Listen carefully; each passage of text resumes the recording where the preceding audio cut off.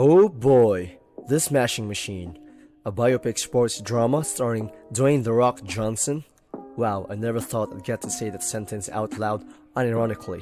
But hey, here we are in the year 2025 where The Rock is in a dramatic serious role, and the result, probably his career best performance yet.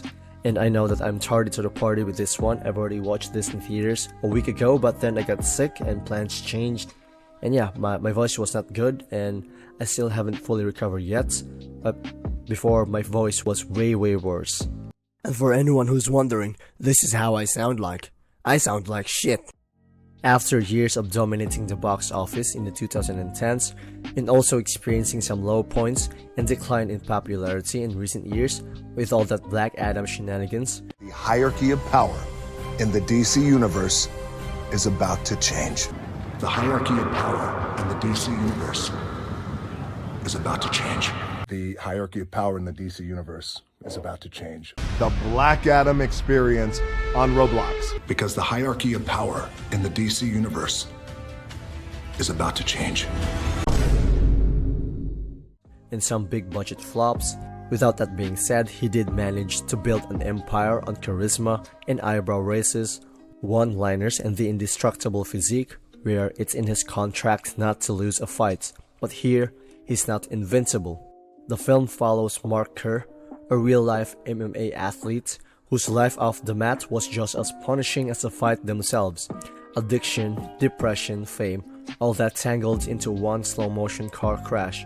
Before watching this movie, I have zero knowledge of who Mark Kerr is, which made for a different experience because I have no predetermined knowledge on who The Rock was portraying, and as a result, there were no comparisons to draw from. Benny Safdie, one half of the Safdie brothers, known for Uncut Gems and Good Time, directs this solo. And just like those films, The Smashing Machine isn't interested in heroes. It's interested in pressure and how far people can go before they break. Safdie's style is all about immersion. The camera doesn't glamorize the sport, it studies it. It stays close enough to smell the sweat, but distant enough to show the loneliness that comes after the crowd leaves. Dwayne Johnson's performance in The Smashing Machine is nothing short of revelatory, a total redefinition of what the audiences thought he was capable of. Prior to this, there's one criticism that plagued The Rock's movies, where he always plays himself, for better or for worse. Now, gone is a bulletproof movie star persona, replaced by a man cracking under the weight of his own body and fame. Johnson doesn't just play Mark Kerr, he inhabits him, stripping away every trace of Hollywood polish to reveal something bruised, anxious, and deeply human. His physical transformation is striking, but it's the emotional transparency that truly shocks. The way his eyes flicker between pride and shame, or how his silence speaks louder than his roars ever could. It's the kind of performance that reminds you how vulnerability hides behind muscle, and how powerful it can be when an actor finally lets the mask fall. What makes this performance remarkable is that it feels lived in, not performed. Johnson allows the film's quiet moments to linger, the tremor in his hands, the exhaustion in his posture, showing a man whose strength has turned into a burden. His chemistry with Emily Blunt grounds the story in painful realism, never leaning on melodrama, but instead on the small, unspoken moments that define collapse.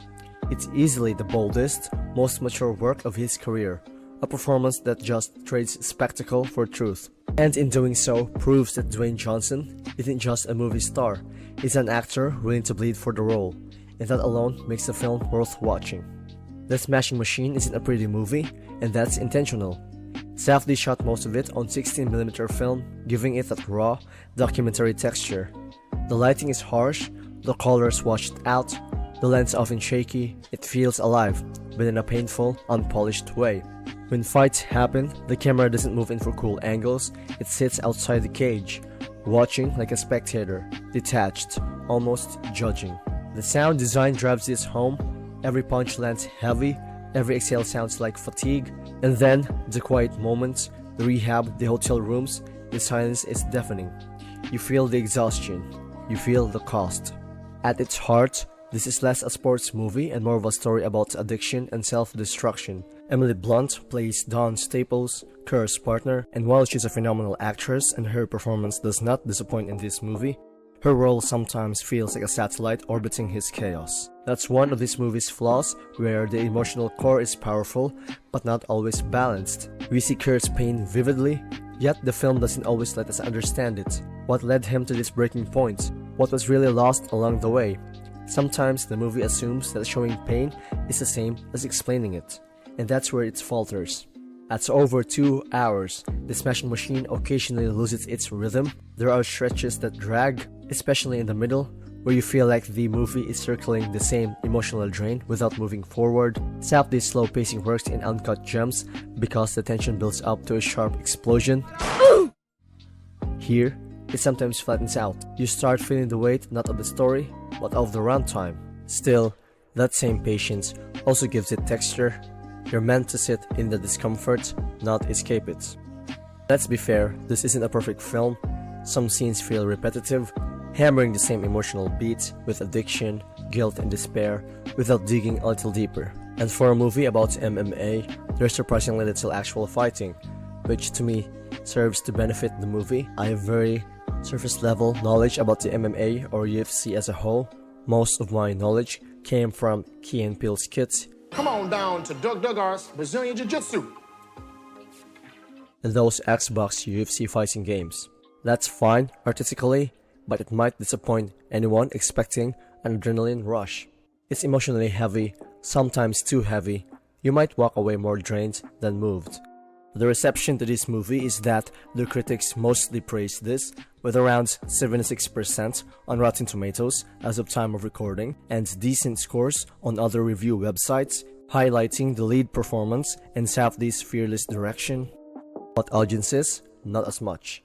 It had one of The Rock's lowest openings ever, and that split makes sense. This isn't a crowd pleaser, it's a mood piece. It's slow, sad, and raw, the kind of film critics champion, but casual viewers might not revisit. Even with its flaws, The Smashing Machine feels important. It's a movie that lets a global superstar show fragility, and not in a PR way, but in a real, broken way. And if you want to put your cynical glasses on, it's easy to view this as The Rock saying, "Hey guys, look, I can act too." It also honors the real Mark Kerr by showing him as more than a fighter. He is a man trying to find peace in a world that only values him when he bleeds. And that honesty, that willingness to not sell you for comfort, that's rare in modern Hollywood. And I'd give this around a solid 7 out of 10. To wrap this thing up, The Smashing Machine isn't perfect, but it's powerful. It's messy, uneven, sometimes frustrating, but deeply human. It's the kind of film that might not make you want to cheer, but it'll make you think long after the credits roll. In a film landscape that's full of sequels and spectacle, which, don't get me wrong, I still love those, but it's very nice that you see films like this. I don't think that The Rock is going to win an Oscar for this, but if he does, hey, I'm happy to be proven wrong. Although a nomination is certainly on the horizon, but if he does win, please, Mr. Johnson, don't ever smack the living shit out of the presenter. Please just don't. But this is already a massive win for his career, and I definitely smell what The Rock is cooking. And with that being said, I think I'll see you guys around. Let The Rock tell you in Chinese. Uh-oh. Chinese? Jing bang ding dong, he's stone cold. Aye!